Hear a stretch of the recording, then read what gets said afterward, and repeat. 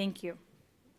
Good morning, Madam Chair. Point of personal privilege, if I may. Yes, by all means. Thank you, Madam Chair. I just wanted to take a moment to welcome a special guest to our chambers who, if she would like to approach and say a few words, if you will honor that opportunity, I would appreciate it. Madam Chair, we have with us in chambers the newly installed Chief Judge of our 11th Judicial Circuit Court, Judge Orshan. If you can have everybody join me, please, in welcoming Her Honor, Judge Orshan. Welcome. We don't clap, but I'll let it slide. And welcome. I'm so sorry to cause the commotion. I want to say thank you to everybody for all of your hard work and everything that you all do here today. And thank you for always supporting the court system.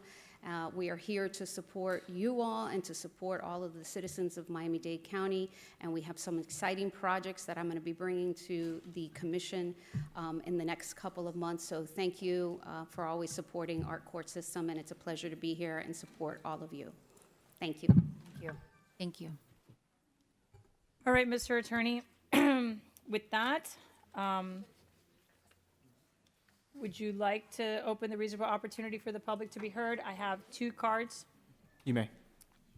All right, everyone. I only have 2 speakers signed up, one for 2B and one for 3G. For 2B, I have Dalen Fish. Okay, come on down. You're not going to speak? Okay, you're good then. All right, and then for 3G, we have Dr. Lorma Shutton, I think. Here?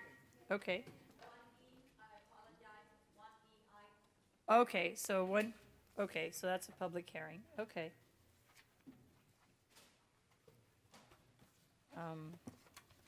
Do you want to speak?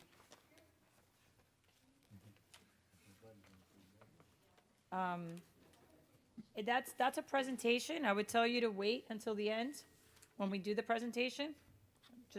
Yeah, I think it would just be easier for everyone. It's not an action item, so we'll put that here. All right. Is anyone else interested in speaking on the agenda items that we have before us today? Anybody? Okay, we saw people coming in. Yes. Okay, if you're raising your hand, you got to come on down. You want to speak on an item?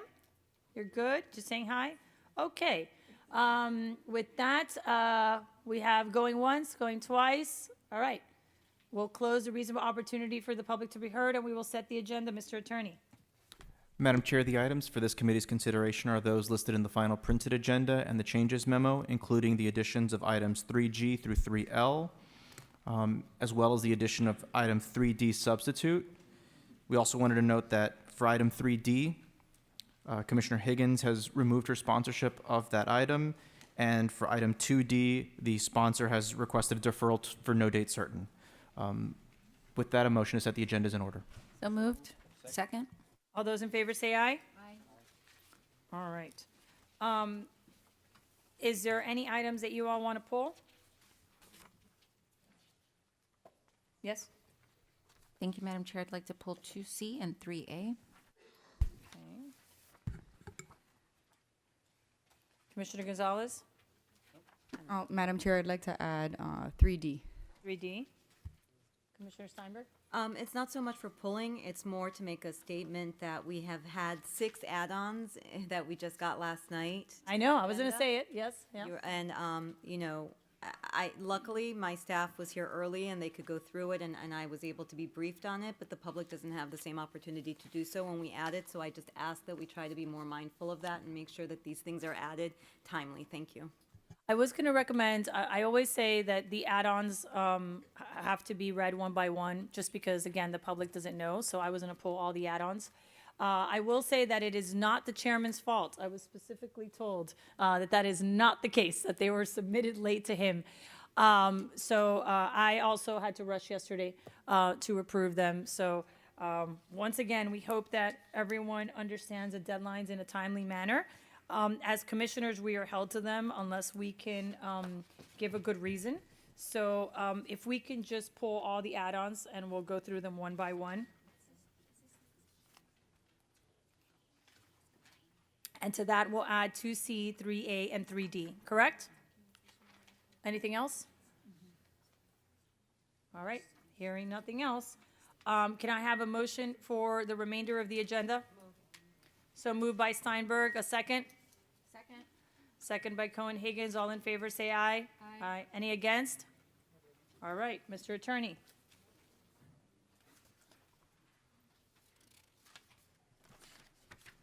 First item on your pull list, Madam Chair, is the resolution approving the Naranja Lakes Community Development Agency, item 3C's fiscal year 2025-2026 budget for the Naranja Lakes Community Redevelopment Area in the total amount of $41,861,108, and suspending Rule 5.06A by a two-thirds vote of board members present as related to the preparation and enactment of ordinances and resolutions. Commissioner Cohen-Higgins, you pulled it. Would you like to speak now, or would you like the commissioner to present his item first? I'm happy to allow and yield the floor to allow the commissioner to present his item. Thank you. Commissioner McGee, thank you for joining us on your item. We always appreciate it. If you would like to present it. Thank you, Madam Chair, and good morning to the board, and thank you for having me here. This item is simply to vote out the Naranja CRE's budget. That's the item, Madam Chair. Okay. The only thing that I will mention is that I was glad to see that they did put the transit money in. Yeah. So that was there in my review with staff. Commissioner Cohen-Higgins, what questions do you have? Thank you, Madam Chair. To the sponsor, and again, thank you for being present. Why does this budget include a waiver of Rule 5.06A? Madam Chair? Yes. Thank you, Madam Chair. Recognized for an flow conversation between the two of you. Thank you, Madam Chair, and thank you, Commissioner Cohen-Higgins, for that question. Rule 5.06A was not waived to avoid scrutiny. It was waived to avoid delay. As you're aware, the Naranja CRE's budget had already been fully vetted, adopted by the CRE Board on September the 11th, and confirmed by Council as complying with Chapter 163 of the Florida statutes. So what we're doing today is essentially ensuring that the progress for the residents of Naranja didn't stall another month because of a technical timing issue. Also, Rule 5.06A, Commissioner, allows for the suspension by two-thirds votes precisely for circumstances like this, especially when it's urgent for community reinvestment, including land acquisitions, housing rehabilitation, and major development planning. Those things are time sensitive, and what we did essentially was we followed the rules by using the rule as written. So delaying this budget would have halted over $40 million in redevelopment and infrastructure investments. Our responsibility, I felt, isn't just to follow process, it's to deliver progress. Thank you for that answer. To the attorneys, what is the time sensitivity of item 2C?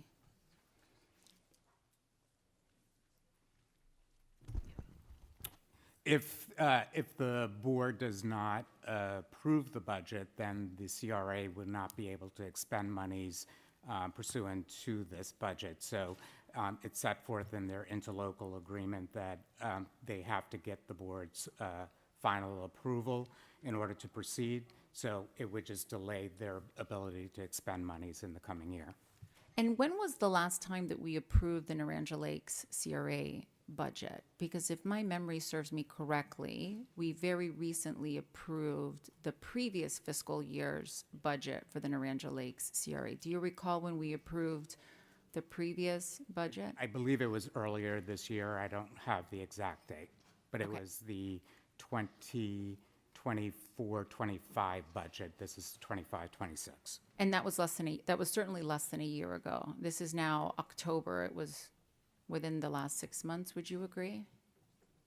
Yes. Okay. And so my question is, we approved the budget from the previous year within the last six months or so, give or take. We have I guess this is the current fiscal year budget. Correct. So if we approved the other one just 6 months ago, why is this one so time sensitive is what I'm trying to understand, because we're receiving the next one less than a year later.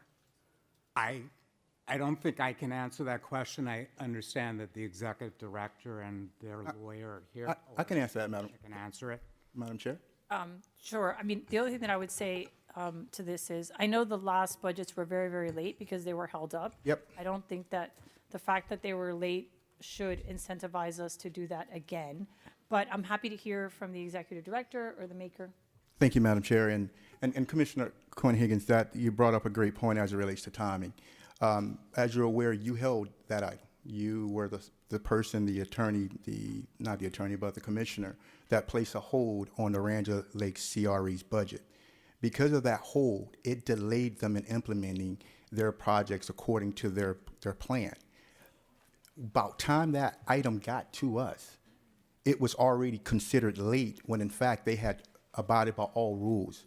What we're trying to do is avoid what happened previously by holding their budget hostage. This allows for them to get started. This allows for them to stay within that window of timing. As previously stated, this is why Rule 5.06A was actually created, was to actually address issues such as this one.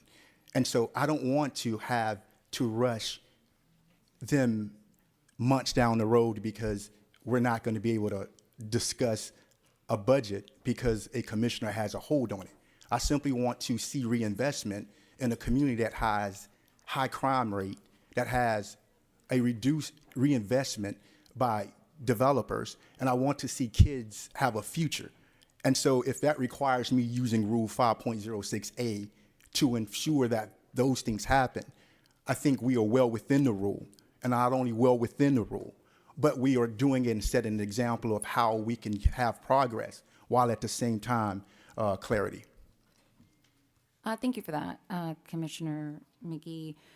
And, you know, again, I appreciate your comments, and I'm not sure, because to the attorneys, it's my understanding that our approval of these budgets, and correct me if I'm wrong, is somewhat ceremonial. I think we went into a large back and forth conversation regarding what Florida statute allows and whether or not this money is actually released, dependent on our vote. It's my understanding that they spend this money whether or not we vote on these budgets or not. We do not have the power to hold up the actual expenditures in these budgets. Can you correct me if I'm mistaken? As I had mentioned before, the only consequence of the board not approving this particular budget is that they won't be able to expend the dollars, because that's what the interlocal agreement between the county and the CRAs states. So there are some CRAs that doesn't have that provision. This particular CRA has that provision in their interlocal agreement, so they're barred by contract from expending dollars onto the board. Without our approval in advance. Correct. Okay, thank you for clarifying that. And I guess from my perspective to my colleagues, when we have legislative holds on items and we have colleagues that want to essentially step over those legislative holds, I just think that it's a practice that we should engage in sparingly. It is the exact reason that we have legislative holds. And I understand that the commissioner from District 9 and myself share the geographic boundaries of this CRA, but this was not presented to me for review, nor consideration, nor consultation before placing it on an agenda, trying to overstep my hold. So I'm just out of the issue of professionalism in the future. I think it would have been better if you called a sunshine, if you said maybe we could work this out together. This is the very first time I'm seeing this budget over an item which I have a legislative hold. So I understand that we're already here now. I just think that the more professional manner of moving forward in the future is to try to work it out amongst ourselves before bringing it to the dais for a full and open discussion. Thank you so much, Madam Chair. And Madam Commissioner, thank you so much. And I just want to say to you, your staff is a part of the CRE meetings. And I just want to say this was actually passed September 11th. So I'll get with you in the future on some other issues, and let's have a great sunshine. Thank you. Do we have a motion on this? Thank you. Second. Second. All those in favor say aye. Aye. Any against? All right. Next item, Mr. Attorney. Madam Chair, the next item on your poll list is item 3A. All right, 3A. Yes, Commissioner Gonzalez? Thank you, Madam Chair. And I just want to say, one, I support you, Commissioner, and I am a fan of CRAs in principle. However, with this CRA, can I get somebody from administration, if they can just explain to me, is there any fiscal impact to UMSA with this particular CRA?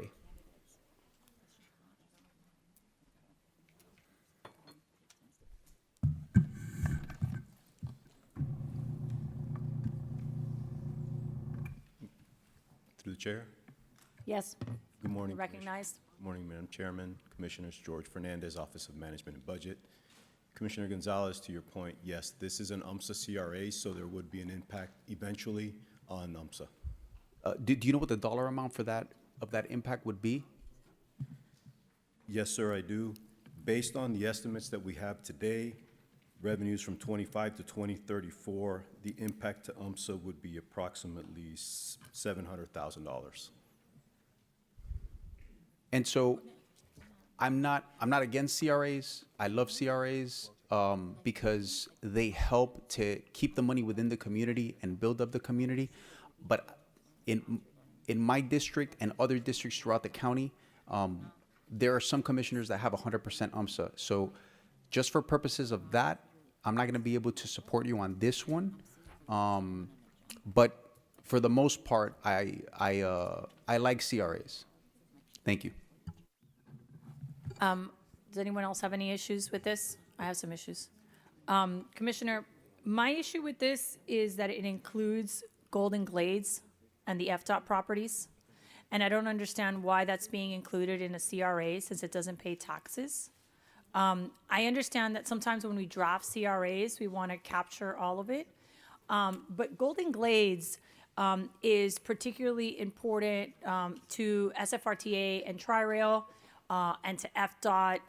And I just don't see why we would want to add that property into the CRA. I think that would limit a lot of the things that could be done by FDOT and by Tri-Rail specifically.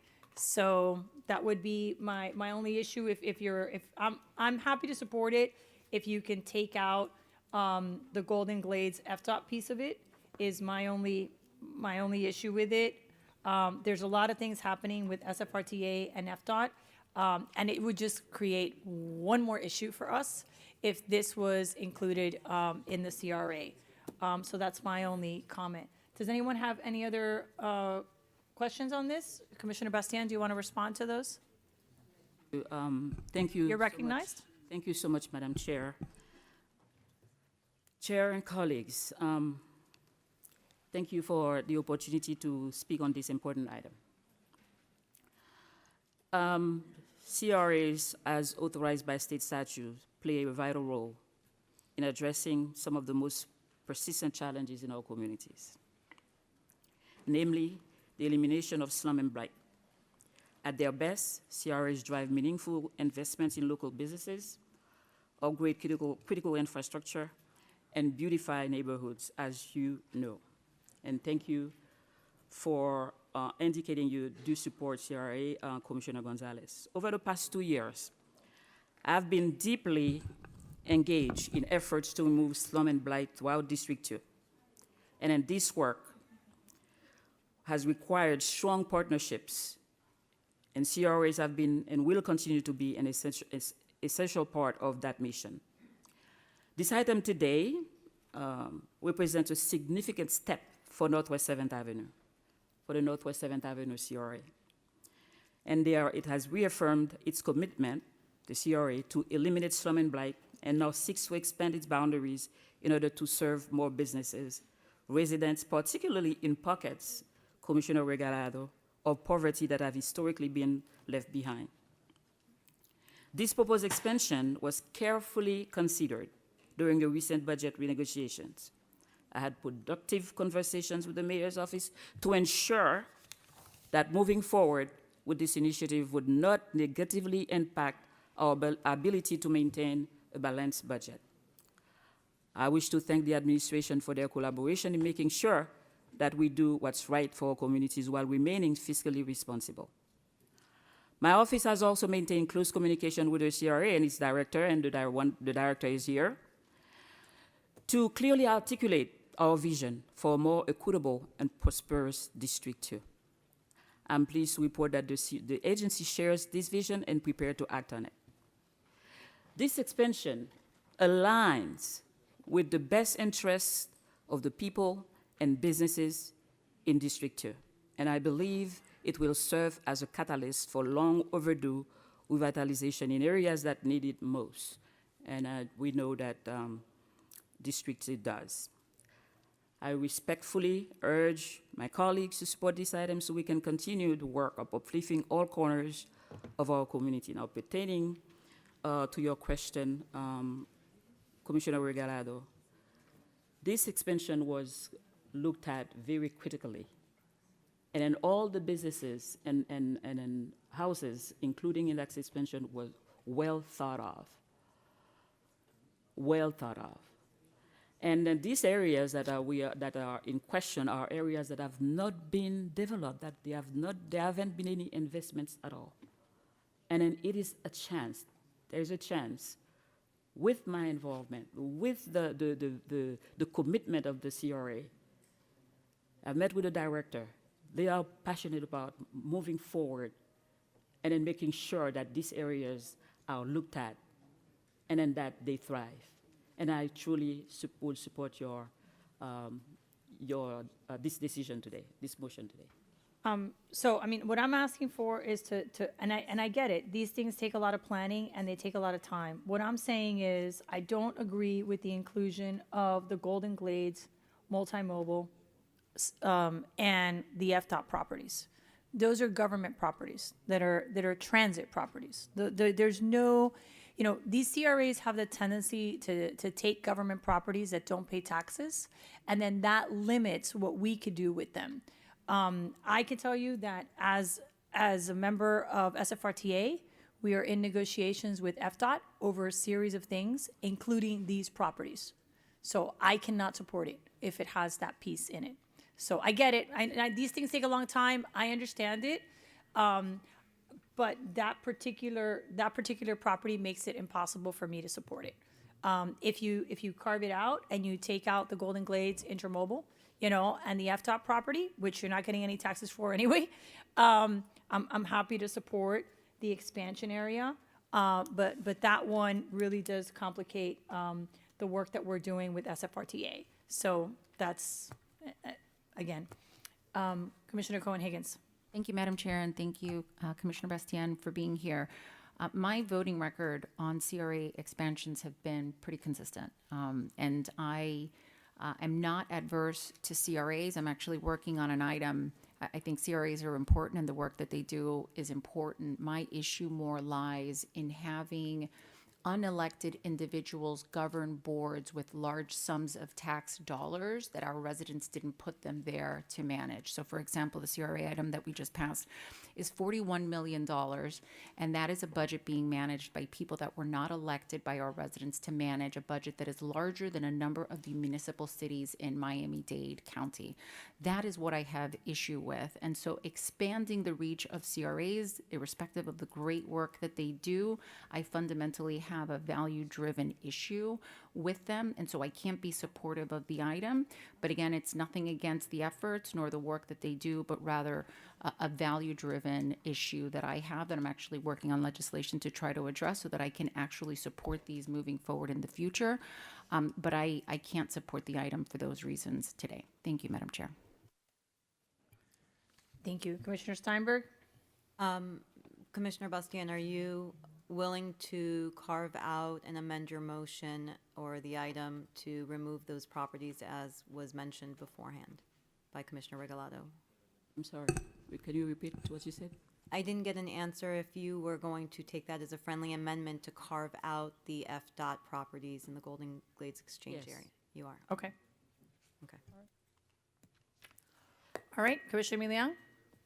Well, I echo the comments from Commissioner Gonzalez and Commissioner Cohen-Higgins. While I support what the CRA is trying to do, the fact that it's posing such a fiscal impact on the county is troublesome to me, and I can't support that because, of what we just went through during this budget year. So, Commissioner, as I told you, I support the notion of the CRA, but the fiscal impact is what's not allowing me to support this at this time. Okay, but before we go to the commissioner, let me ask a question of our attorneys. In terms of changing the geographic scope of it and taking out the FDOT properties and the Golden Glades Intermobile, what's that process? Commissioner has agreed to that amendment, but what's the process? Well, right now, the item includes a boundary, a geographical boundary, so we would need to know which part of the boundary is being shrunk. You could shrink the boundary.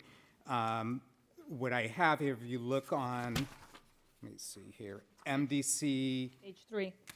well, I think it's page MDC 6. 18. Page 6. There's an attachment B that is the proposed boundary, and there's the Golden Glades parking at the top. Is that what you're looking to cut out? Yes.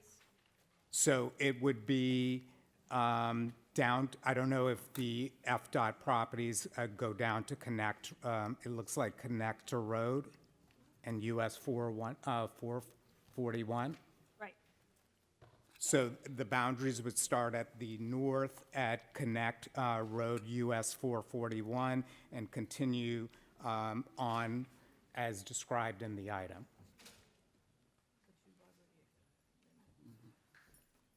I think there's like a better map on 18, but yes.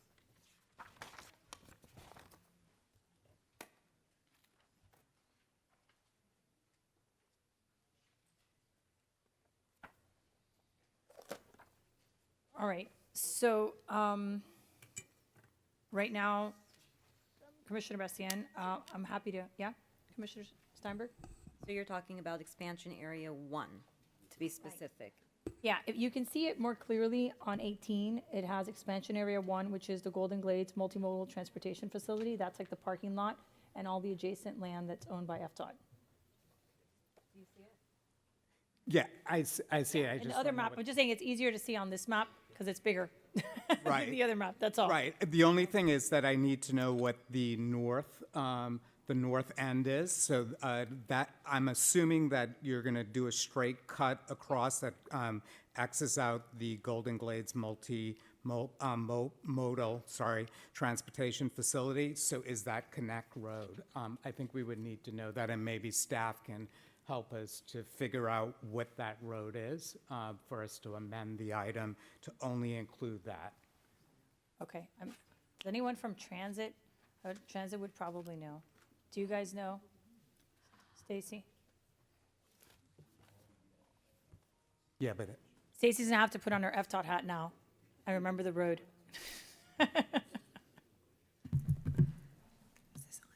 Stacy Miller, the Director of Department of Transportation and Public Works, and I believe the question is the impact on FDOT? No, where would the boundary be? Because I don't want the FDOT properties to be included in the CRA. So, yeah, that's true. Listen, I have a suggestion to make. Obviously, we're seeing that there's hesitation from this board, but I think there's a willingness to move it to the full body. But I do think we need to see the boundaries prior to them moving. Would you be okay if this comes back and, so that we could see the updated boundaries, so that you're okay with it, so that, and then come back so that we can have a look at that? That's a good Okay. idea. Can we move it Okay, to the next? so that way you next guys have an application. opportunity, so we're not doing this on the fly, because I don't want to, to create boundaries up here at this time. Okay, so let's bring this to the next meeting with the updated boundaries, so we have an opportunity to see that, the public can see that, and then we can vote on it. Yep, So that's the my motion. So the motion is to defer to our next committee meeting as we work on the amendment. Yes, I'm happy to support it. Second. All those in favor, say aye. Aye. Any against? Okay. It's always fascinating how that works. All right, thank you. Thank you, Madam Chair. Thank you. And I would say, I don't know if you want to have some sunshines or think about it. I'll but- think about it. Yeah, think about it. I appreciate it.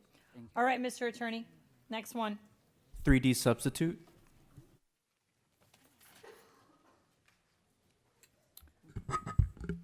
Who pulled 3D? I did. Thank Go you, ahead. Madam Chair. Yes, so in reviewing this, and let me start off by saying I'm supportive of the scholarships and helping our students at Miami-Dade College. But this is a hot mess.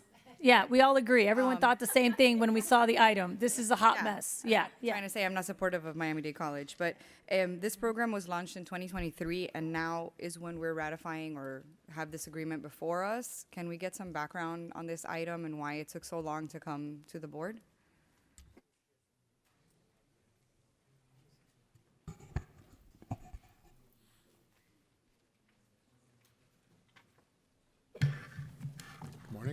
morning. Ms. Constam, Economic Development. Yes. Through the chair. Don't know specifically why this item was not brought to this board back in 2023. Clearly, there was a delay on this item. As soon as we became aware of it this summer that it was still pending, we worked quickly to bring this item back to this board. So, Commissioner, I'll help you out. What I've had several projects with Miami-Dade College, and you always have to sign an agreement with them. And it appears that the item passed, and no one really followed up on the agreement.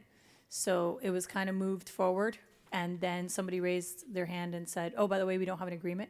So then they started negotiating an agreement after the fact to memorialize what was in the original item. That is the explanation that I got. But yes, not the best way to do business. I agree with you. But again, the scholarships have already been given. The students are already listed, right? It was already in the budget. The money's already been spent. At this point, it's a cleanup item and a tale to the administration about how they should probably consider bringing the agreements with the item. I will say that when we work on these things, usually the item says to bring back the agreement. When I went back and saw the item, it didn't say that. So I think that's part of it got lost somewhere in the ether, right? Because normally if the item says negotiate an agreement and bring it back to the board, it's put on some tickler somewhere. So it appears that's what happened. But yes, that's what we got. This is what we have been handed. Yes. Thank you. Commissioner Cohen-Higgins. Thank you, Madam Chair, for that explanation, and thank you to Commissioner Milian Orbis for pulling the item to the administration. How was $3 million of funds released without an agreement? No monies have been released That's as of the yet. issue. It's a reimbursement grant. But I thought, okay, so then now I'm confused because I thought it's a $3 million grant for scholarships? Or like a Miami-Dade- college fund? Miami-Dade gave the money, and now they need the reimbursement from us. So the item was approved where we were giving the scholarships, but because there wasn't an agreement, we can't reimburse I them. understand. So Miami-Dade released the money upon the passage of an item by this board saying that we would reimburse them, but we never executed the contract. Understood. Okay, thank you for that clarification. Exactly. All right, everyone. It's not a pretty one, but it happens. Can I have a motion? Move it. Second. Thank you. All those in favor say aye. Aye. Reluctantly, we all say aye. All right, Mr. Attorney, what else do you have? 3D substitute, your next item is 3G.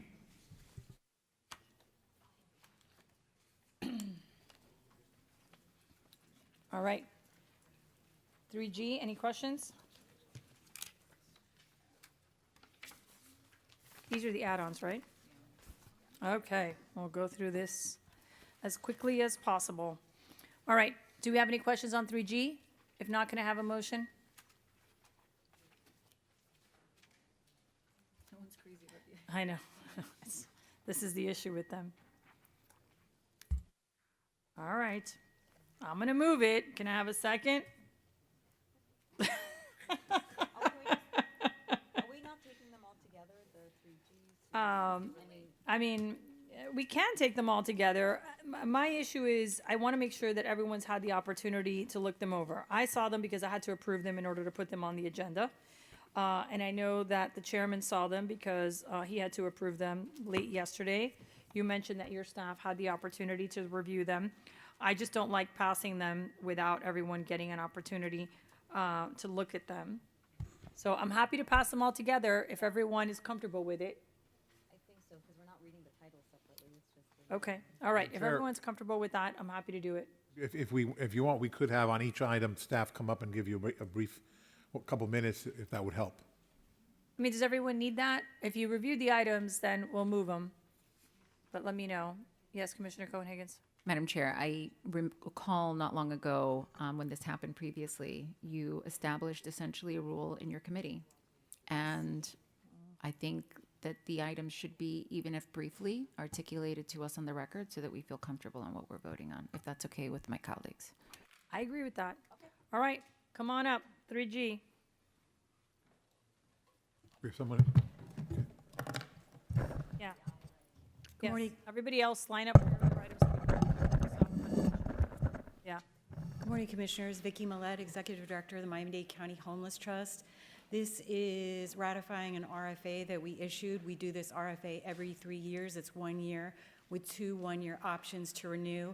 This is buying hundreds of shelter beds in the community, funding specialized outreach teams, funding the outreach team that does discharge planning from the jail and the hospital system, funding supportive housing, funding prevention work, a whole host of funding, match funding, maintaining operations of some of our owned facilities. This did pass both the Homeless Trust Executive Committee and full board. I also provided, once I learned that this was on an add-on on the agenda, I provided to you and your staffs an overview, and I have fielded some questions prior to this meeting from targeted staff who reached out with follow-up questions. Thank you. Does anyone, okay, yeah, we're gonna take them all together, so thank you for that. Thank you. 3H. So this is 3H. This one is actually, there's a request to move this to the next BCC because it's time sensitive. I will say the interesting thing about this item that is that it appears that no one but AT&T can do this service. So I don't understand why it's late, but I was told that it was held up. 3H? Good morning, George Olazabal, ITD Assistant Director for Platforms. 3H? Okay. So this is the AT&T local telecom contract. It was initiated back in 2011, so we've been operating with AT&T's communication circuits and pathways since then. We worked with them to look at the options that are available to us. And we recognize that through the years, the county has accumulated quite a bit of legacy communications pathways. And that was one of the major concerns and one of the major reasons that AT&T at present is the only one that can provide these communications pathways, which are majority are legacy circuits. Any questions? Is there a reason why this took so long to get to us? So we embarked on our negotiations with them because there was going to be a major increase in the expenditure due to the fact that it really is very expensive to provide these legacy communications. And then also to avoid that ever happening again, we also embarked on a plan with them to put together to get off those legacy communication circuits. All right, we get points for that. Anyone have any questions for 3H? All right, next, 3I. Thank you. Namita will handle, I think, the remaining ones. Okay. Come on now, Namita. 3J and 3K. Good morning, Commissioner Namita Upal, Chief Procurement Officer. Commissioner, 3I is our pool that we use for removal of hazardous material at Miami-Dade Aviation Department. All we're simply asking is to extend the pool for 5 years, and also there are 3 contracts that are currently awarded. So extend those 3 contracts under the pool so the work can be done at the airport. Okay. All right, any questions on 3I? 3J is, oh, sorry.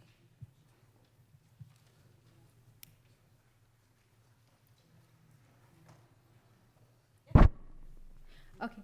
3J is a pool for the purchase of bus parts and services for Miami-Dade Transit Department.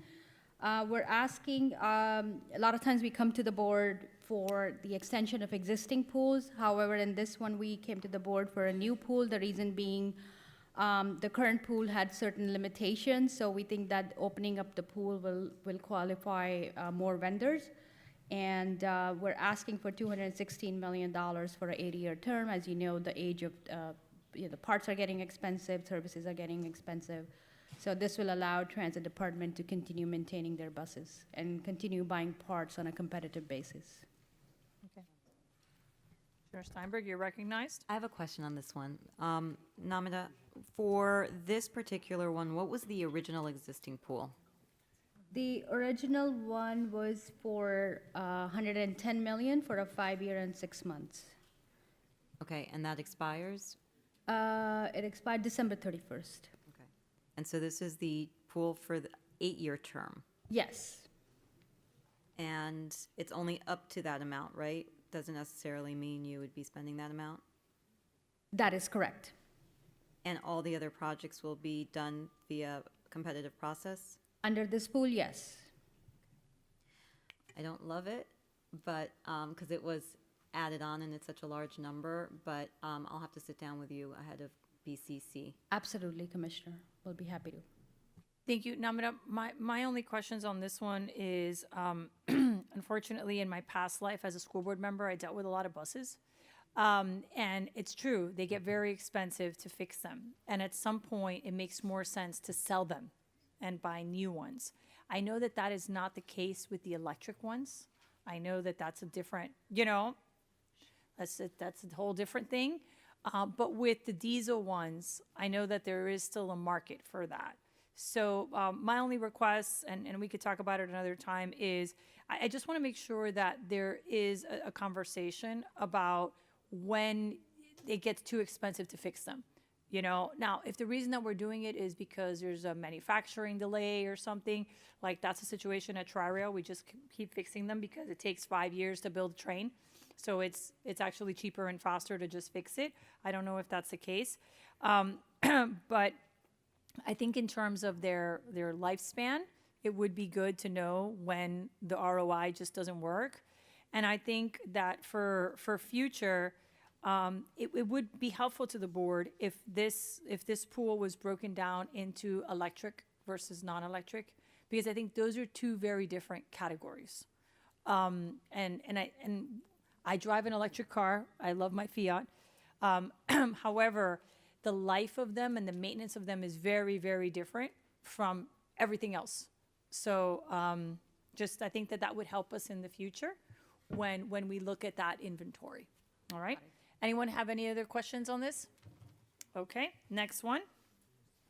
And the last one is 3K. It's a competitive award through an RFP process for the purchase of maintenance and repair services for our escalators and movers at the airport department, PIOD, several other departments. And we are asking for a 5-year contract with $27 million for the initial 5-year, total of $55 million for the 10-year term. This replaces actually a current contract, which was a sole source contract. And now we have moved away from proprietary technologies to open source. So it's a competitive award. Thank you. I think we've all have a PhD in elevators and escalators now. I will say about this item, I appreciate that it was broken down into departments. Colleagues, I did ask staff to provide me with more information on the PIOD, just because the other ones are proprietary and that one's kind of lumped together. And it's 25 million. So what I got was 7.4 for maintenance and repairs of 47 units located in Miami-Dade County Courthouse.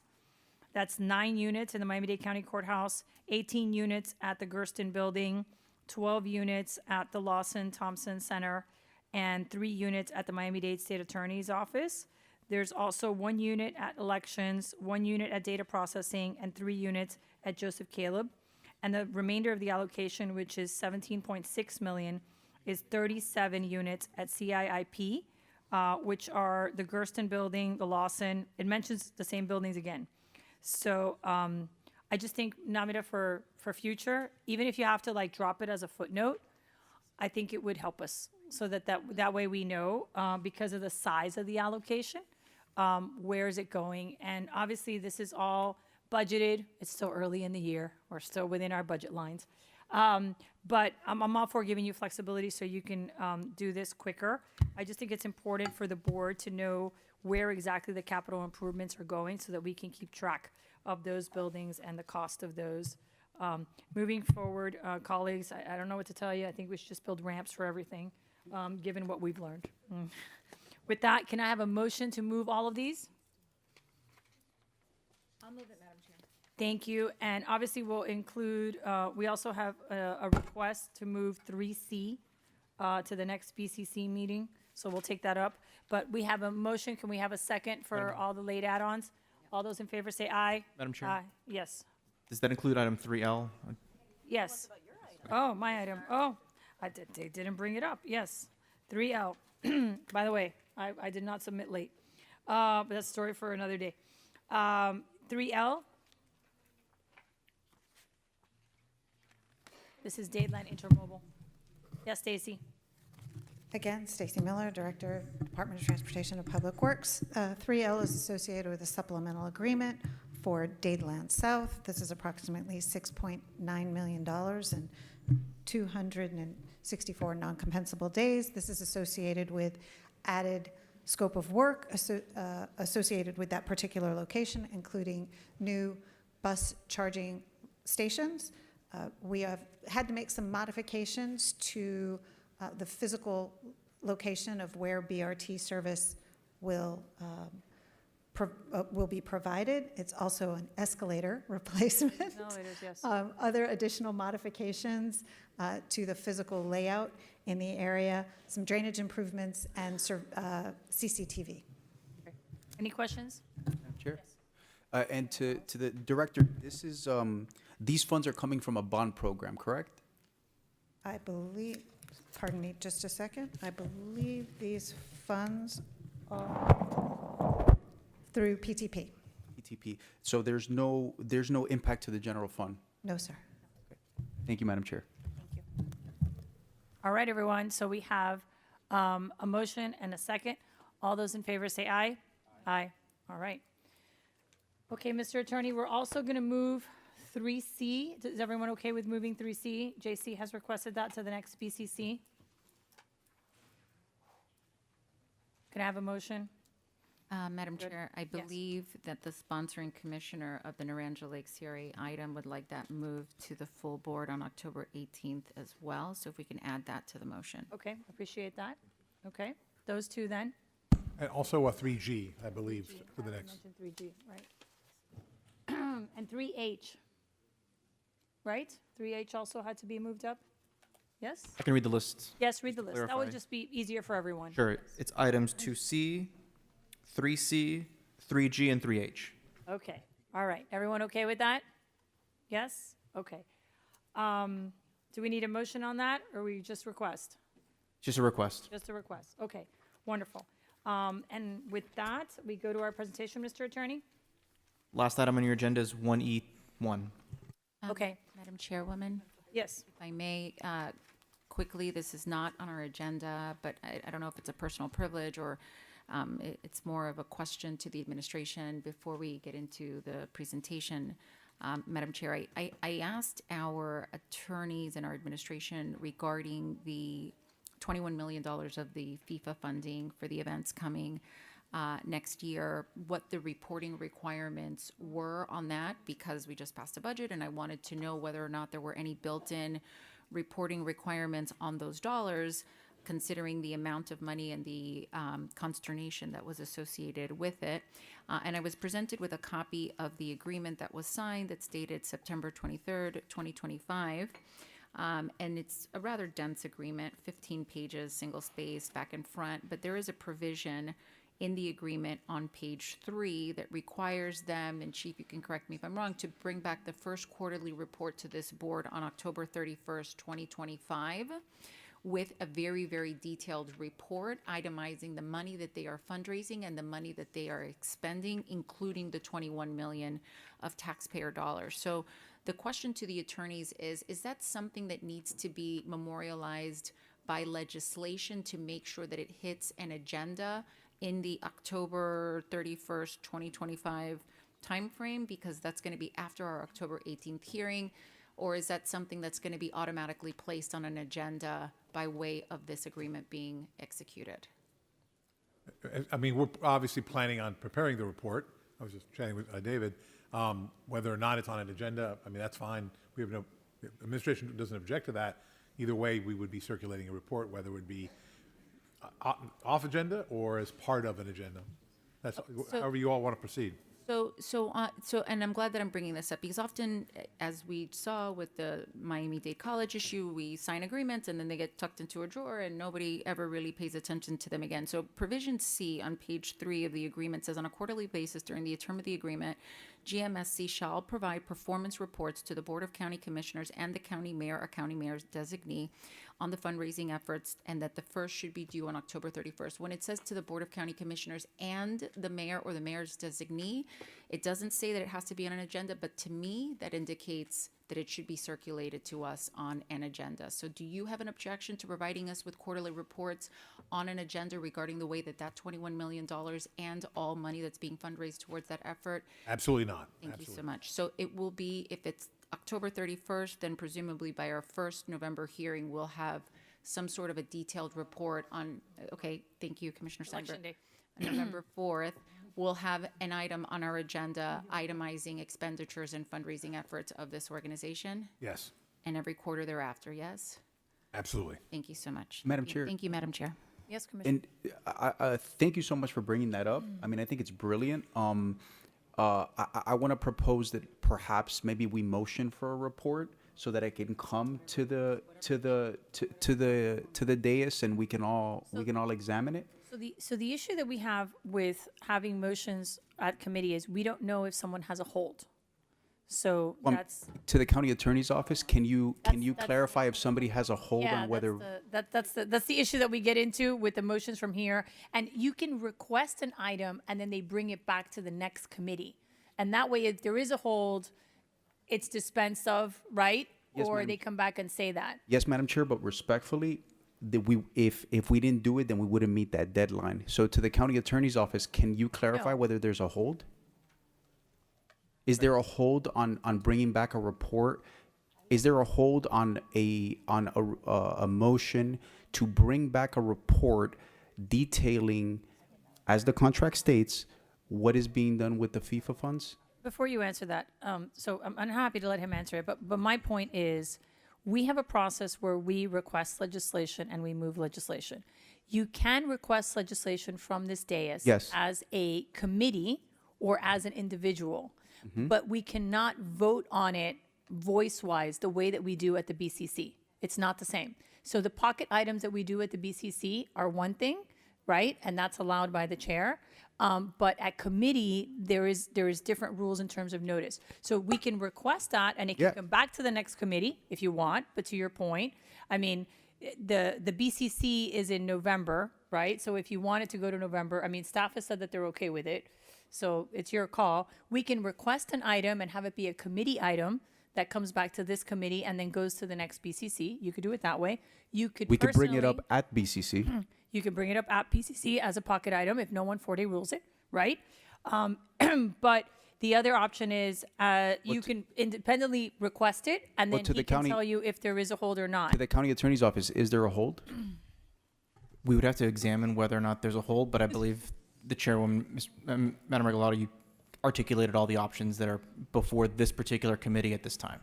Right. So it depends. If you want to request it, you can make a legislative request from the dais. So I'm gonna request. Well, if it's okay with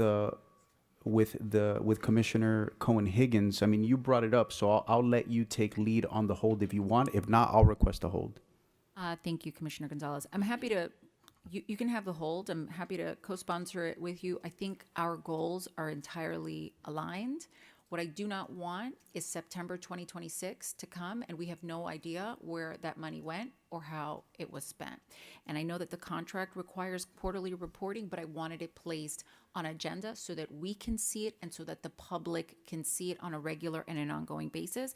And it's also my goal to have that report be extremely detailed down to the penny, not massive line items, $10 million for cranes and certain, no, like detailed itemization of every single penny of that $21 million is what my goal is. So if your goal is aligned and similar, Commissioner Gonzalez, I'm happy to co-prime an item. If it's necessary, the chief articulated on the record that he would be happy to place a report. If you want to codify it into legislation, I'm happy to support that. I mean, I would, Madam Chair, through you, I would love to codify it through legislation. Maybe we can set up a sunshine and try to have something come back as the chairwoman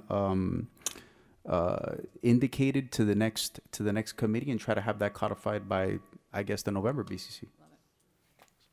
All right. Wonderful. And now to the presentation. Folks, the reason that we're doing this presentation is because there's two items that are going to come to our November committee. And there's a lot of history here. So rather than have a 4-hour committee meeting in November, I decided to break it up so that we can at least get some information now. And that way, all the members have the opportunity to speak to staff from now till the November meeting. And if anyone wants a sunshine, they can also request that. And we're happy to take a deep dive into this. So with that, David, the floor is yours. Good morning. David Clodfelter, Office of Management and Budget. Mr. Dan Wall and I are going to tag team the presentation today. I'm going to start off, if I could get the presentation on the screen. Thank you. The first, let's see here, 3 pages or so, I'll go over and start with an overview. So today we're talking about community-based organizations that are known as our business partners, nonprofit organizations, 501c3s.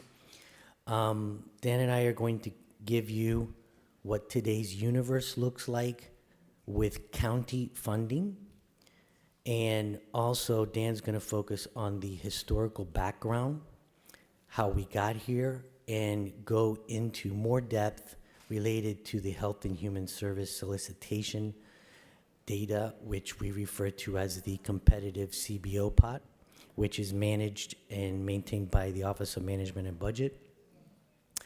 And I'll start off on slide 2. So, okay, I pushed the button. So this slide basically shows you the departments and offices that are utilizing CBO funding to provide services. These entities are basically, for these departments, with a couple exceptions, an extension of staff that provide services that are unique to their business model.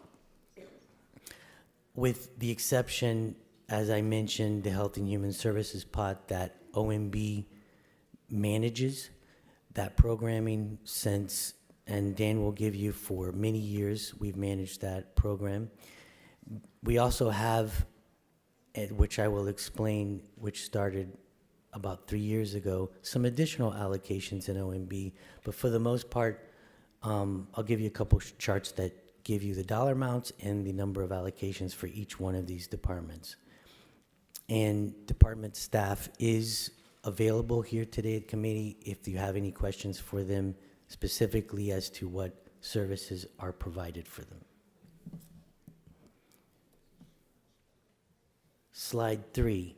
So this slide is basically a chart that shows these by entity, by office, by department, the monetary amount for each one of the CBO allocations by department. And I do want to footnote, all county funds, CBO funded agreements and allocations are subject to monitoring at any time by several entities such as the Internal Compliance Department and auditing by the Office of Inspector General and the Clerk and Comptroller. Now, included in these tables, you're going to see, like I said, it's this the past 3 years. You're going to see an increase over the past 3 years, primarily due to one specific funding source, which is detailed in what we have as an appendix in Book 1 in the adopted budget, as it's labeled as the rescue plan. And that was or is funding from the American Rescue Plan Act that was passed 3 years ago. The county received approximately $521 million in the general government pot, and that led to the development of this plan. So over the past 3 years, as we go through historics, you'll notice that the 3 years does not depict 20 or so years worth of CBO monitoring. Next slide. This slide are CBO allocations. And you're going to see primarily two entities that have the bulk of the allocations, number of allocations. Cultural Affairs, which they, of course, are doing grant agreements for different cultural entities, such as artists and other entities. And the OPBA line, basically, those are the allocations that are processed for board allocations made at each meeting. So the next slide, I'll turn over to Mr. Wall to continue. All right. So the next slide, so the Human and Social Services pot, that is the competitive pot.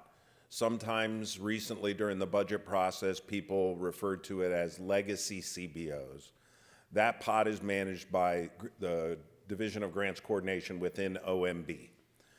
This chart here shows the current breakdown by funding category of those CBOs from that pot.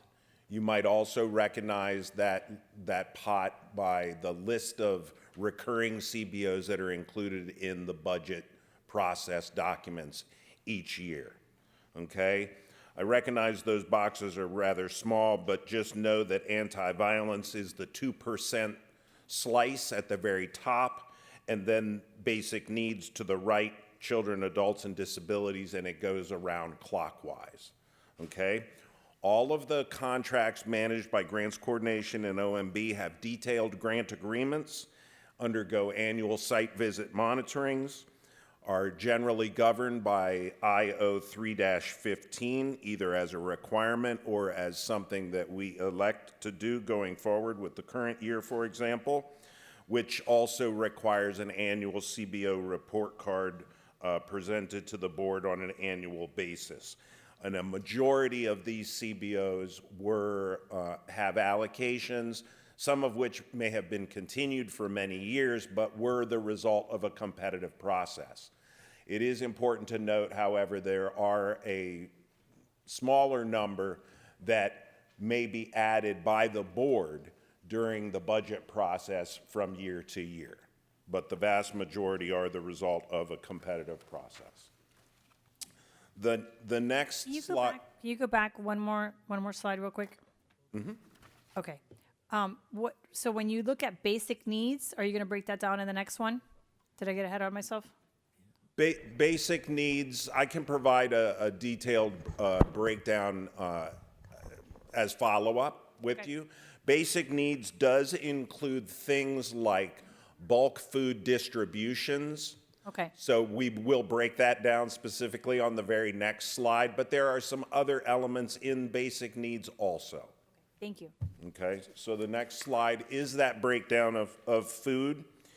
You can see there on your left that bulk food distributions, such as those put on by Farm Share, Feeding South Florida, Share Your Heart, Victory for Youth, Curly's House, that is funded at a level of just over $2 million based on the prior year FY 24-25 allocations. Okay, stop there for a second. Colleagues, one of the things that I wanted to, and I asked for a separation on food programming because I don't think food programming should be under like a CBO bucket. I think that there is an opportunity to do the food programming here a little bit different.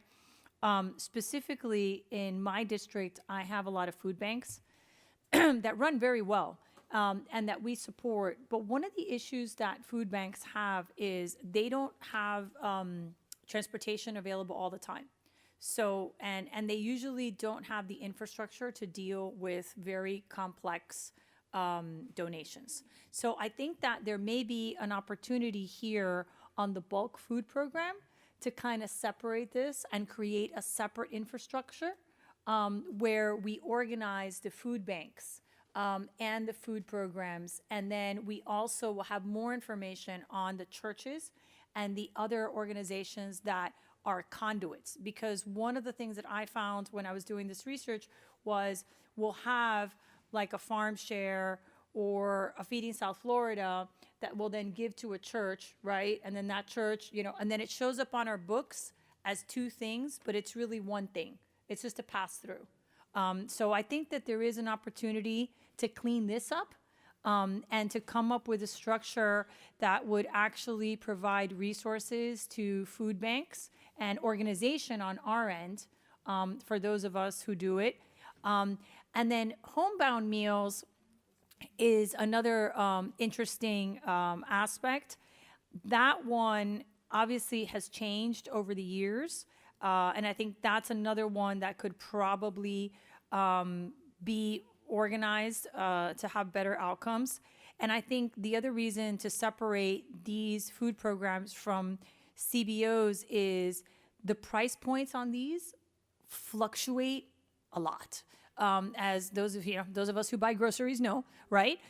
So eggs got really expensive, right? We go up and down depending on what's happening in the supply chain.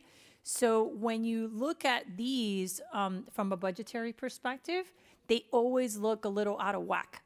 They never seem to follow a pattern. So I think that's something that we should consider kind of separating and dealing with separately and creating an infrastructure and some measurables there. Yes, thank you. And so let me say this about the right-hand side. This generally captures the homebound or home delivered meals and congregate meals facilities. Please know that there would be some non-food expenditures as part of these allocations. We didn't have the time to separate that out to the line item level, but those generally, any other expenses are related to the provision of the serving of those food programs. Also, in addition, I would say that we could probably capture 2 additional allocations, one for Jewish Community Services and one for North Miami Foundation for Senior Citizens. If we were to add those amounts, it would bring the total funding to just over $1 million, all right? So, but again, that includes some non-food related line items. Point of order, Madam Chair. Yes. Typically, when we have these presentations, we have the benefit of the presentation at the dais. Could you hand us a copy of these presentations so that I can see it in front of me in addition to on the screen, and I can flip between pages because I have questions? Thank you. Thank you, Madam Chair.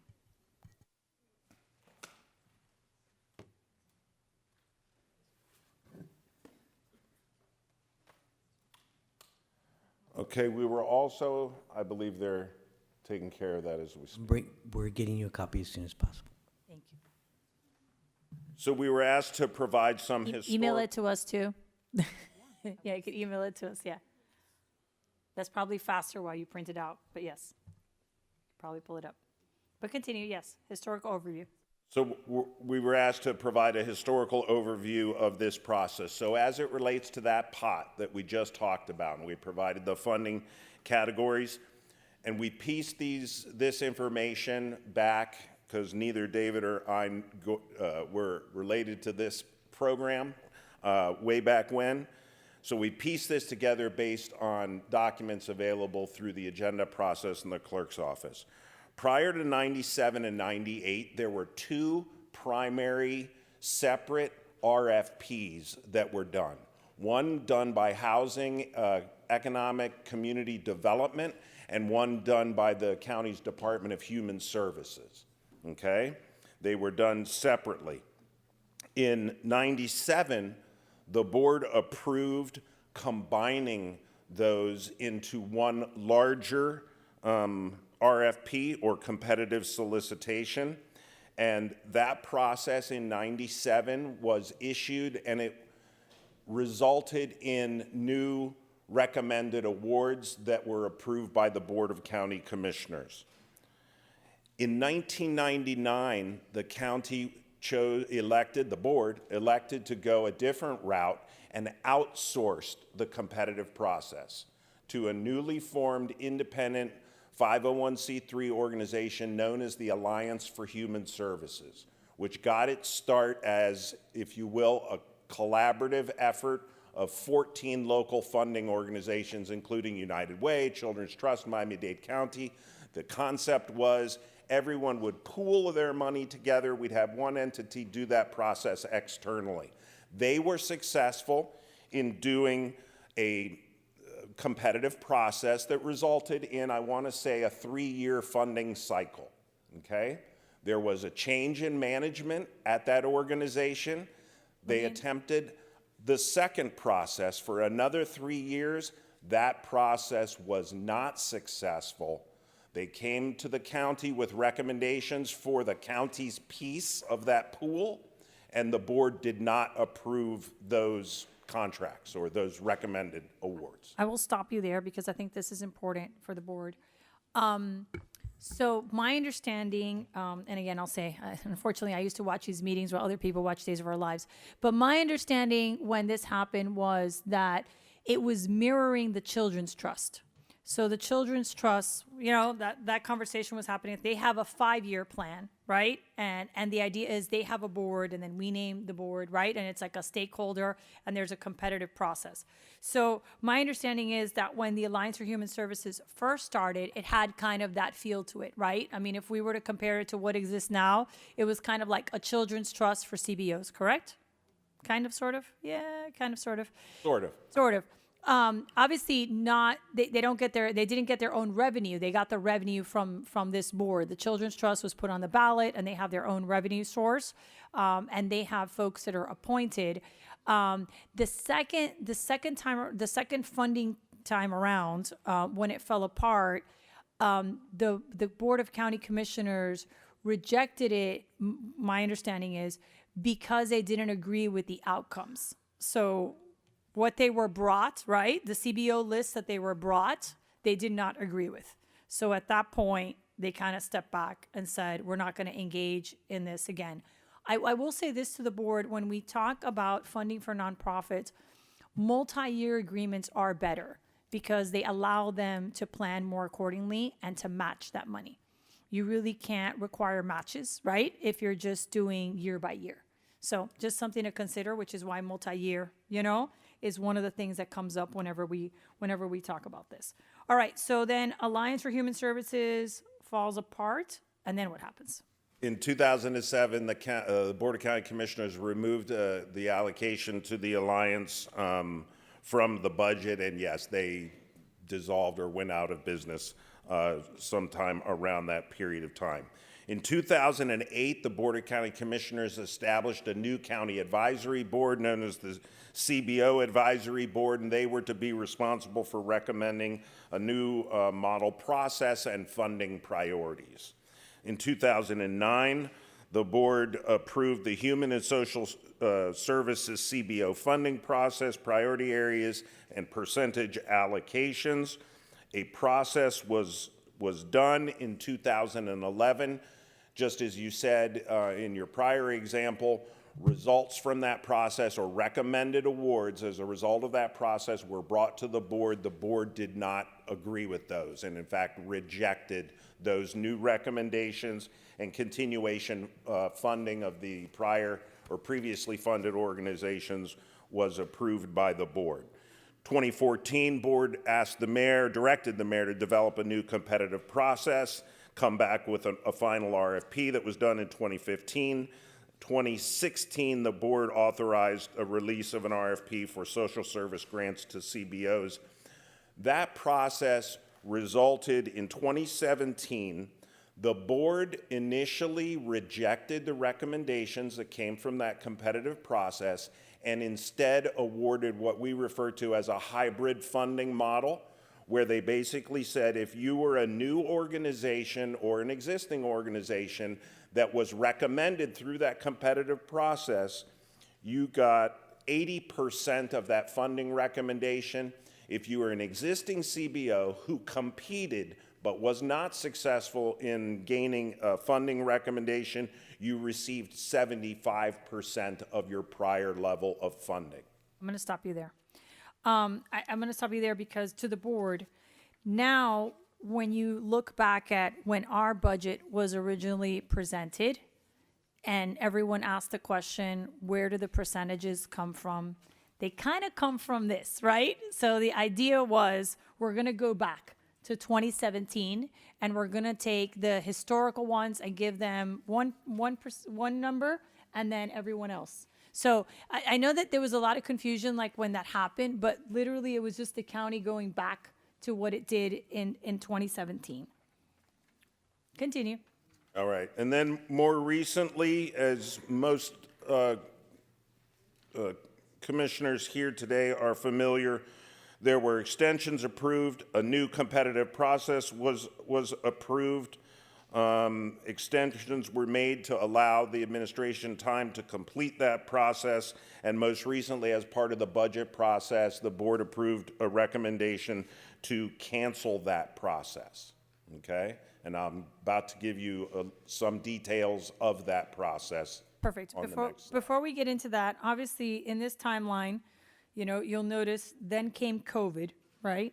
So obviously once you got COVID and a lot of federal monies, it wasn't that big of a deal, right? Madam Yes. Chair, can you flip the page on the screen because our chairwoman is speaking about, thank you so much, because it's not matching up. Thank you. Now we're on the right one. Yep. So you get to, you ask yourself the question, why is it that you don't have an entry for 2020 and 2021? And that's because that's when you got the ARPA money, right? And that ARPA money allowed us not only to fund CBOs as we did in the past, but also to add new funding to CBOs. Correct, David? That is correct. All right. So that's where, so you see a missing there. You have 2020 and 2021, okay? The other thing that I will say is, another thing that's not on here that I think is also important, we talked about creating a separate kind of system for food, because I think that makes sense.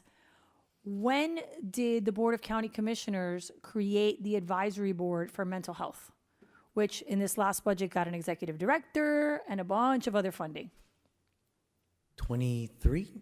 Okay. I mentioned that because then this other thing was created, right? So I think in the past, part of the problem has been trying to lump all these things together and kind of move forward. So I just think that we should consider that because we have an advisory board, it has an executive director, it has funding, it has staff, and there are some of these services that fall under mental health. And yet we keep getting other mental health requests that are outside of the CBO bucket.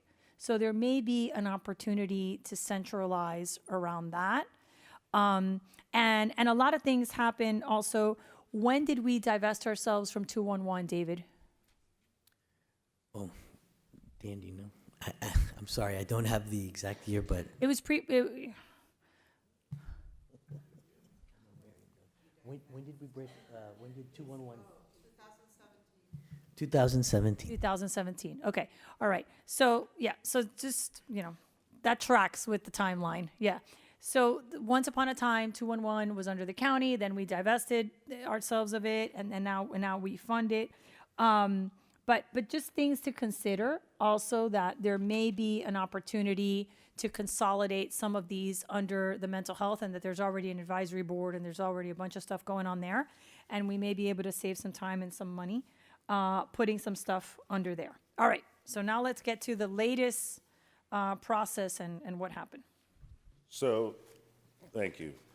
So we came to the board approved the funding priority areas. You see public safety, basic needs, education supports, health and well-being. The board also adopted the percentage funding allocations. You see, based on the presumption that we would be looking at level funding, you can see the dollar amounts when you apply those percentages. The next column to the right, you see the total cumulative requested amounts by all of the applicants. Through this process, we received 500 applications from just over 400 organizations, 401 to be exact, requesting $124.6 million versus $15 million available. So the demand for funding far exceeded the resources. Okay? Let's go to the next slide. Here you see the funding allocations and just as a percentage, different graph. So question, because another thing that gets wrapped up in here is also homelessness. So there's some homeless in here, right? Yes. Okay, I think we would need to see like the breakdown of that. And I'm trying to think.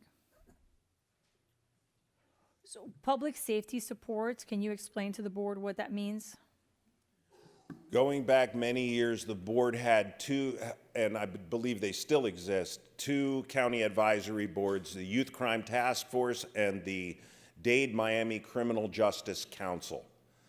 They, many years ago, probably prior to the 97, 98 that I began this timeline on, they had their own pot of money.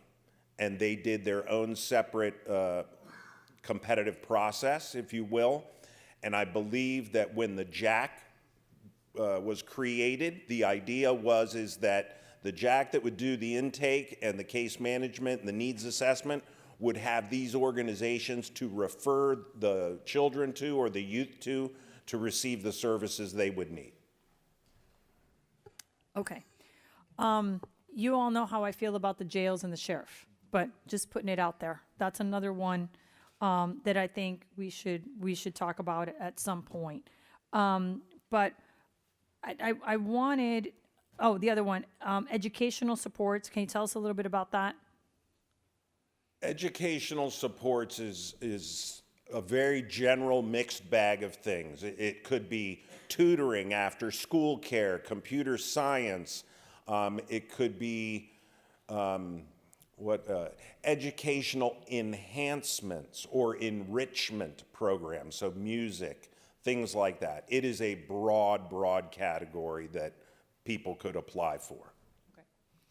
And this doesn't include like the cultural affairs. So we're not even Correct. Right. So just so that we're clear, this doesn't even get into like cultural affairs, and this doesn't include the other educational programming that we are pass-throughs for, right? So this doesn't include the educational program that occurs at libraries, and this also doesn't include the kindergarten program. Head Start. Right, so Head Start. Just so that we're all, because that's like a whole other bucket of stuff. You are correct. Right, okay. It does not include any state or federal pass-through funding, be it for the Homeless Trust, for example, OMB, the Ryan White program, all of those things which predominantly fund CBOs are not captured in this pot and in this data. This is county funding. Oh. No, I know, but I'm just saying. So there are other programs, right? Because I don't want folks that are watching to think like this is the only programming. There's a whole other grouping of programmings, and we'll get into that another time. But there's a lot more other things that we need to consider. But I just wanted to explain what the educational was, and then I think health and well-being is for the most part what most of us think when we think about CBOs, right? I think for the most part, right, when we think about CBOs, we usually, gravitate towards that. And I think that's like the bigger bucket. So continue. Okay, if you go to the next slide, this shows you the allocations, if you will, relative to the total requests for dollars in each of those categories. And again, it just shows that the demand for the resources far exceeded the available or funds anticipated to be available. And with that, I could end there, aside from taking any questions the board may have today or as follow-up, by saying that this most recent RFP process, the ultimate outcome of that process in it being canceled was really a result of the budget pressures and the lack of revenue rather than anything related specifically to the process itself, aside from the demand for dollars far exceeding the available resources and, of course, historically, the controversial nature of making new new recommended grant awards to these organizations. The only thing before we take questions that I want you to clarify, David, is when we talk about these allocations, some of these allocations have a grant application, they have a review, they have an audit, right? And they have requirements, and some do not. So we didn't really cover that here. Can we explain that? Because I think that goes to Commissioner Orbis's item, right? Because there are, you know, I wanted to explain that kind of how we got here, but if you could tell us kind of the different buckets that these land in. Because some folks have been doing this for a long time, and then there were folks that didn't do it at all, and then we added them. So please explain, David. So all allocations and/or agreements, of course, are subject to studies and audits at any given time. But on 23, the board passed an item, a resolution, where it changed the process primarily to those up to 150,000. Primarily things that are motions that are made by the board at an end of a meeting, that they go to OPBA and allocations are made through a process other than what Dan Wall described as the grant agreement and the management of the programming that OMB does. And Dan and I probably signed 500 agreements, you know, just based on that program alone. His staff also monitor for performance. They do, as we mentioned, reports that come back to the board. These allocations are separate and apart and follow a different path, but are subject to audits. In fact, the clerk is currently performing an audit now for everything that we showed you today. And I wanted you to mention that because that's happening in real time. And I think that it's important to understand that there's the application and the grant process, then there's the ones that we do kind of on the dais, and that goes, you know, through MB, right? And then also there's the folks that get added to the budget, right? So there's folks that are added, you know, either in the initial budget or at, you know, the first change memo or the second change memo or the BCC. So that is an allocation that more likely than not does not include an agreement. But it can all be audited. Correct. And is being audited by the clerk. Yes. Okay. All right.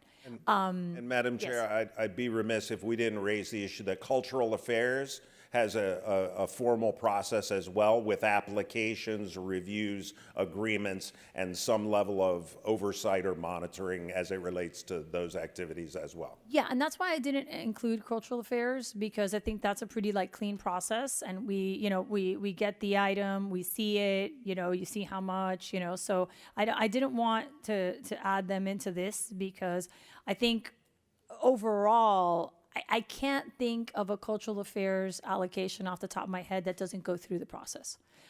On these, I can think about 20, right? So that's kind of one of the things, and that's responding to Commissioner Orbis's item, and kind of how we get to these numbers, right? So with that, I will entertain your questions. Anybody have questions? Who wants to start? You want to start? Go ahead. Yes.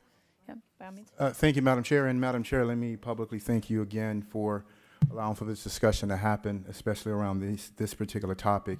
And secondly, I want to say to the CBOs out there, thank you so much for finding amongst yourselves to meet, to discuss, and review these type of conversations and past performances by this county, so that you can best put yourself in a situation to be very much impactful for the clients that you serve. And to David and Dan Wall, thank you so much, very much. Again, I'm reviewing this. This is my first time seeing this. I don't have much to say because I want to digest it and take time and go through it and ask you any questions later on at a briefing or something like that. But I just want to say that, Madam Chair, there were conversations we've had already with the CBOs over at Christie House, and to the CBO Alliance, thank you so much, where we discuss implementing orders that can also be utilized to get us to the destination where we're trying to go. Also, we talked about the user access program that is found within our code. That's something we can use, and I intend to see the item at the next meeting to discuss helping relieve some of these pressure points from future budgets, while at the same time empowering these CBOs who are, in my humble opinion, carrying the social side of the county's responsibility. And I do believe empowering them with the fundings that we're seeing and the proposed fundings that we're going to see will relieve pressure from the county's budget, because it's cheaper for them to do it than for the county to carry out the exact same thing. I understand we are in a tight spot budgetary wise, and this is why I do believe we should be a little more creative in how we approach this issue. And I do believe, number one, the trust fund would get us there using the UAP. And I do believe allowing for the CBOs to drive the discussion based on their expertise will put us in a better position, because they know the nooks and crooks of the realities of financial shortfalls and how it impacts them as it relates to pushing forth an agenda that better serves Miami-Dade County and the clients that they serve. So I look forward to meeting with you guys to talk this over. I know you've been on the Zoom calls that we've had with the CBOs, and I would like to have one more meeting with you two and Sunshine, if it can, Madam Chair, where we can discuss this before it comes back, so everybody's on the same page, because I do believe there is sunshine in what I'm hearing, what I'm seeing, and what the CBOs are proposing. So thank you so much. Thank you, Vice Chair. I will say, David, if you could provide the members of the committee with the legislation, that's in the historical breakdown, because what I don't want is insanity is doing the same thing over and over again and expecting a different result. So I want to make sure that whatever we set up works, because I wanted you all to see the historical piece of it, because we've done this several times. And every time that a board comes to us with allocations that we do not agree with, I say us as the BBC as an entity for 30 years, then the BBC just rejects it and ends up picking winners and losers, right? So that has been the norm.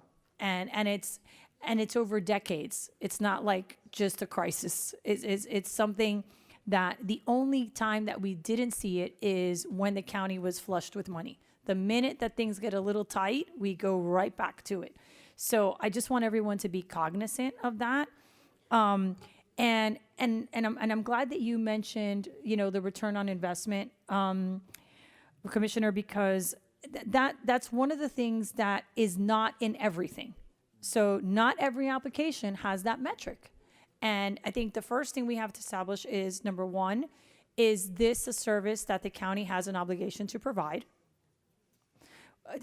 Obligation versus wants to provide. Those are two different things. There are services that we are obligated to provide. There are services that we want to provide, right? I think those are two different buckets.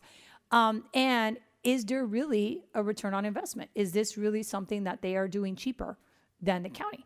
I will tell you that in this budget, there were some examples, and I brought it up. For example, I don't think that we should be running ALFs. I think we should put that up for RFP, and I'm sure there's plenty of CBOs who could run those ALFs. We shouldn't be running ALFs. I don't think we should be running an assisted living facility. I think we should put out an RFP and let somebody else run an assisted living facility. That is not something that we have the expertise to do, right? But at the same time, we do have CASD. We do have a department that does a series of things. And if we are going to outsource all of this, then we need to look at all of that and figure out who's doing what when, and when does it really make sense for the county. So I would love to have a sunshine and talk about it, but I want the board to see the items, because I've reviewed them and they're very well done. I mean, I think, what the county has done in the past was very well thought out. It's just that when the outcome was not what the county commission wanted, they threw the baby out with the bathwater. So I don't want us to pretend like that's not going to happen again, because more likely than not, that will be repeated. Commissioner Orbis. Oh, and you're next, yeah. Thank you, Madam Chair. Yes, I appreciate you kicking this off already, starting us with this overview of the CBO process. So I have the item that hopefully will be coming to the November committee, and it's requesting a report on the CBO process and the successes and challenges of the competitive grant application and of those legacy contracts as well. It's also going to look at geographic reach of the CBOs and if there are duplicative services that are already provided by the county, which goes to your point, is it something that maybe the county can save because that CBO already provides that. So I appreciate it. I look forward to having this come at the November committee. Thank you. Yeah, and Commissioner Orbis, I really like your item. The only thing that I would say, and that's one of the reasons I wanted to have this presentation, I think the food, I think it needs to be broken up into buckets, because if not, it gets really, really confusing. Because, for example, hot meals are provided to elderly. But is that an elderly service? That depends, right? So, farm share provides to a church, but then the two of them show up, right? Which one is doing it? Right, that's where the duplication of the services are. And Right. So that's what And the same thing with like mental health. Like there's a lot of stuff that gets like intertwined there. And education is another one where we go in like a million different directions. The only thing that I would ask you to consider for your item is maybe breaking it up into some of the buckets. That's why I wanted you to see like how historically they've broken it up, because I think when we get the report, it'll make more sense. Like I don't want to have to bring a decoder ring, to go through the data when the report comes back. I appreciate that, and I'll add, thank you to all the CBOs that are here today. I did meet with, I think, everybody here during the budget process, so I appreciate it. And I've also worked with you all over the past, many years of my career at the county. So I appreciate it, and I do want to take into account your expertise, your knowledge, and your background on the CBO process. Thank you. The only thing that I would add to that, Commissioner, is there is some overlap in our committees. So we have all these committees, which you know very well. Some of them do this work outside of the CBO process, and it might make sense to kind of either bring that in-house, or figure out exactly what they do. So if you gotta decide how you want to do that. But I bring up the mental health one. But there's a lot of them, right? There's a lot of different ones, and that they overlap specifically in these areas. So I think it would make sense. And some of them have pretty hefty budgets, right? And have executive directors and have a series of other things.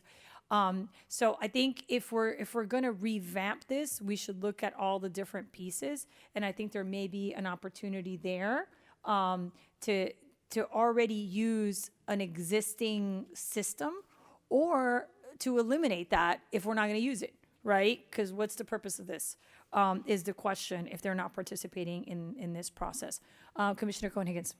Thank you, Madam Chair, and to my colleagues. I'm very grateful that we're having this conversation now as we plan for next year, and that we're not, waiting until the last minute. So I'm very grateful that we're having this conversation. I look forward to the items that my colleagues are going to bring. And thank you to the CBOs that are here and that are listening and that are engaging early. I think it was Commissioner Gilbert who said during the budget process that he wanted to see the CBOs get engaged early on instead of wait until the budget hits to start getting active and vocal. So I appreciate you all heeding that message from him and from the board and being here and being engaged.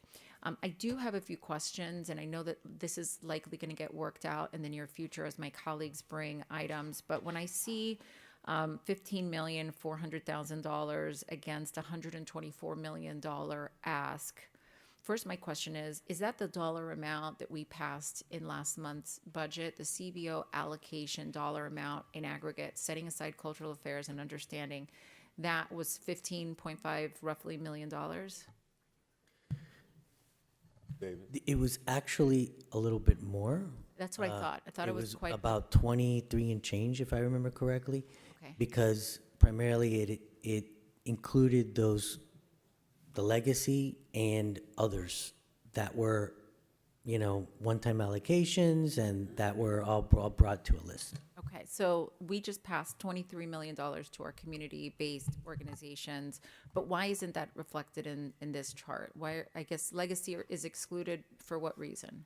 Well, primarily it's not reflected here is because I did the charts for the past 3 years based on conversations that I had with the chairwoman, but I can definitely provide any detail that you'd like for this year's budget. Okay, so this page, for example, that was on the presentation that you put up on the screen and that you circulated to everybody, that's not the allocation for this most recent fiscal year budget. He's saying no. No, what Mr. Wall was doing, and Dan, you can go ahead and explain the slide that.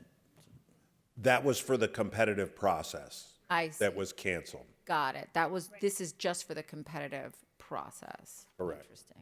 And the slide, if I may, to your prior question, the pie chart that shows the $15 million broken down by the category areas, that's what's managed by my staff within grants coordination. That, as part of the $20 million that David just referenced, that's increased to just over $16 million, and it includes just over $1 million in 3 CBO allocations that were previously managed by MDPD, and with the constitutional separation, we inherited responsibility for management and oversight of those 3 allocations as well. Okay, and so, and I understand the history of the competitive process and an item and the hesitation, but my question related to the 15 million against the 124, with the cancellation of the competitive process, how did you all actually decide who gets what? What was the system that was utilized to determine who was getting $1, $100,000, $1 million, and who, which is the vast majority, got nothing? What was the system that The was basis was the recurring list that was budgeted year after year with additional input from the board. Okay. And do we have, there was mention during the presentation of a CBO report card. Is that codified into legislation where a commissioner in days past said we need to have a report card? Was that utilized in this process? Yes, in fact, I think the latest one we sent 2-3 weeks ago. But that report card covers the $15 million pot that is managed by my office, not these other allocations that are managed by other departments. Understood. Okay. And the report card has built-in metrics, presumably, that says you got to do this in order to receive this. Correct. And you have to do this in order to even be considered for funding in the following year. Correct. But not all of our CBO funding is being distributed through that system, is what you're saying? Only a portion of it that falls into this category? Correct. Okay. 7 million is outside of the report card, right? Why? Why is 7 million outside of the report card? Well, actually, I've given Dan the delta between, maybe he forgot I had this conversation, but he knows now. The delta between the 15, 16, and the 23, I would like, and the mayor would like, all of those agreements to be through that process to be reflected on the report card that comes back to you.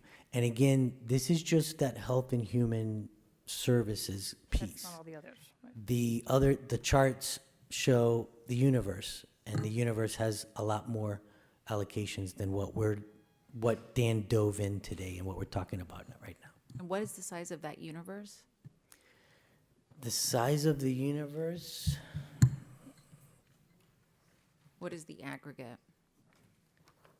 so the allocations for 24-25, total allocations, which includes that are funded by county funding, that don't include the federal and state grants that Dan Wall mentioned. For 24-25, there was a total of 2,172 allocations, separate allocations, for a total of $80.8 million. I'm sorry, what? Say that again? 2,172 allocations for a total of $80.8 million, which includes the cultural affairs piece. The cultural affairs piece alone is $31.7 million. So county funding, which includes tourist tax, those advisory committees that Cultural Affairs has that dictates the process. Okay, but that's not CBO allocations. That's what I was trying, that's not $80 million. Technically, Commissioner, they're CBOs. They're considered CBOs, but they're getting funded through different tax authorities. Different county funds and different programs. Interesting. Which is why it needs to be separated, right? So that's what I'm saying. We need to break this into different buckets because it gets really confusing. Because some of it, yes, it's county funding, but it's county funding that comes from another source, not from property taxes. I understand it's a dedicated source, like the bed tax and obviously the homeless trust, and these are different. I mean, in homeless trust, I understand it's completely different. Because if we added that, then it would be even higher. But you're saying, But there are homeless services in like that in this. $80 million. Okay. And in this too. So articulate for me in the most simplest of terms, understanding that the homeless trust, the children's trust, those are obviously referendum voter passed dedicated funding sources. And I understand our time is running short, but what is that $80 million in a very summarily phrased way? What does that $80 million represent? Community-based organizations that are receiving funding from the county, no matter what, no, it can't be no matter what source, because that would then include homeless trust and children. Funded with county funds, meaning they're not from a federal or state grant or some other form of revenue outside of county funds. County funds. But that includes a homeless trust because we're a pass-through, right? So that's a county bucket, right? So everything including the children's trust, those are all county levied, right? They're only levied in Miami-Dade County. Any revenue that comes to this board on a budget ordinance is a county fund, and also we identify those federal grants, but it's revenue that are levied and or adopted by this board that are county funds in nature. So in the 80, her question is like in the 80, are you counting the homeless trust and the children's trust? Yes, there is a portion here there's only one allocation for homeless trust here for a CBO. There are other funds that, like I said, could be federal grants that they receive that they could be making allocations to CBOs, but they're not part of the county funds that we're representing today. And so I bring up the report card again, because I think it's not just a good idea, I think it's a necessary practice. But what I'm hearing as the dollar amount increases that is associated with community-based funding from our budget, how much of that $80 million is required and is subject to this report card policy? Right now, the report card will only include that $20 or so million that we talked about because they're part of the competitive pot that OMB has managed and has that legislation to come back to the board. Not all departments have the staff and or programming necessary to provide what Dan's providing, basically.